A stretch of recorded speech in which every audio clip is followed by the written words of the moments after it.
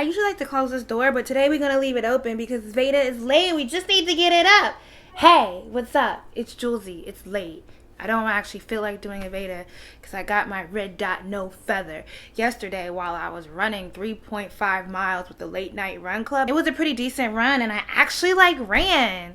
And then I started to feel thick around the 3 mile mark, or really the 2.5 mile mark.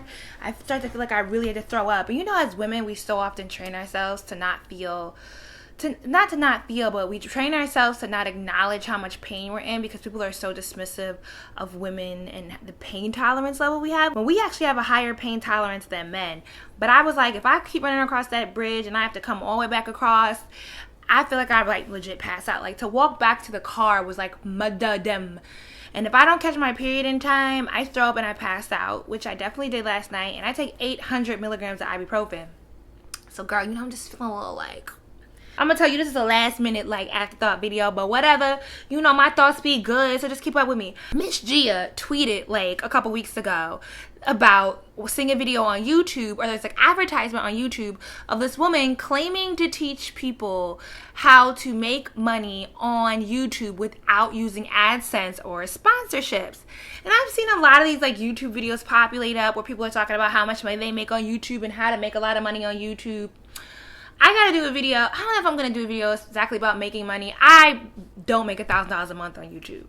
I don't make no money on YouTube. I don't even know why people be thinking I'm balling out of control here on YouTube. I do a lot of other things. That's why I'm trying to raise $5,000 to launch this podcast. It's not a joke. You want to make a lot of money on YouTube, have baby hairs, be a teenager, or just be white or be a coon. Those are basically options. Otherwise, go start a blog. Those make way more money. I clicked on the girl's video because I was like, I want to see what she's talking about because I'm almost sure I know exactly the swindle she's going to run, because one of the things that happened with my former manager was she was constantly trying to get me to do these kind of affiliate marketing, workshop-esque marketing ploys. A lot of pushback from me because I'm very big on integrity, and I'm not gonna sit here and charge my smart brown girls $1,000 for something they can get off google.com for the free 99. I'm not repackaging basic ass information to sell to people at $500 a pop. And she started, people are gonna pay because then her and her current business partner, called herself Scopra or whatever, they launched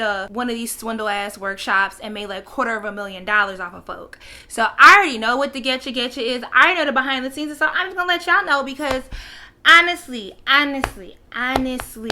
I understand that we live in a society that is built off the visual. That everyone is living this lifestyle. It's this goal to travel the world and to live carefree and to vacation all the time. But in order to vacation all the time, you gotta have them coins. And it's old as, I want to say old as tits. I don't even know where that comes from. And to get you with these workshops is they teaching you how to make $8,000 without whatever it is that everyone else is using by getting you to pay them. So essentially they're making the $8,000 without AdSense by selling you some half-ass truth. First step is they make you sign up for an email. The second step is to get you off of whatever platform you were introduced to them on.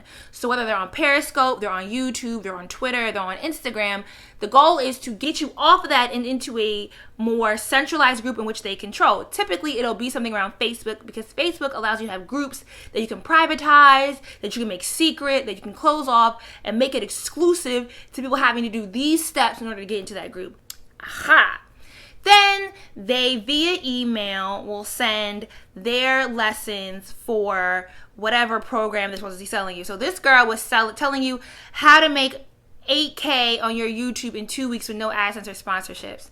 So every day was a vague ass email, which I knew it was going to be. It was going to be yes, have the faith and push through and watch this client video. And remember to go back and do your homework, to go back and engage in their programs. And then on the very last day, they roll out the package that they would like you to buy into. They tell you all this stuff, and then at the end, it's buy my workshop valued at $2,500, but I'm giving it to you for $900. Now, what we understand and what they understand is that if they get their email list up to, usually the goal is around the 5,000 mark. Of that, let's say 5,000, 2,000 people actually engage in the group and do the homework assignments and open the email on a regular basis. Then of that 2,000, all you need is 10% of that 2,000 to buy into your workshop in order to make your profit. Because if you're selling a workshop at $800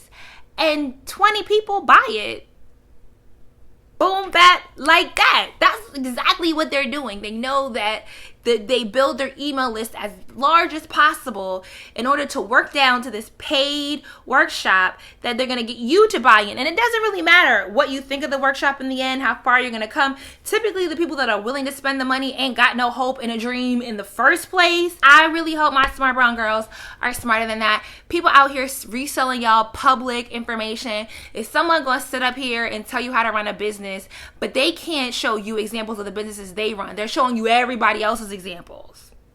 I mean, seriously, sis, go read a Seth Godin book. Is that how you say his last name? I will link down below in the description box to some books that help you avoid the swindle.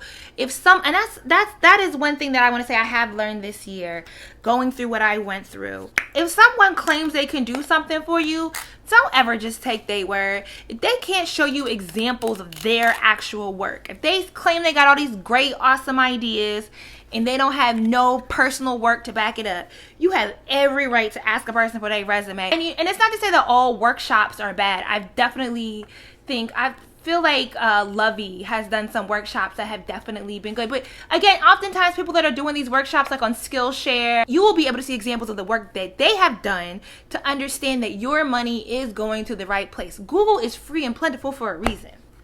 Use that, sis. And I will see you tomorrow. We're going to have some deeper conversations popping up. But I need to get over these cramps first, all right? Don't get caught in a swindle. Deuces.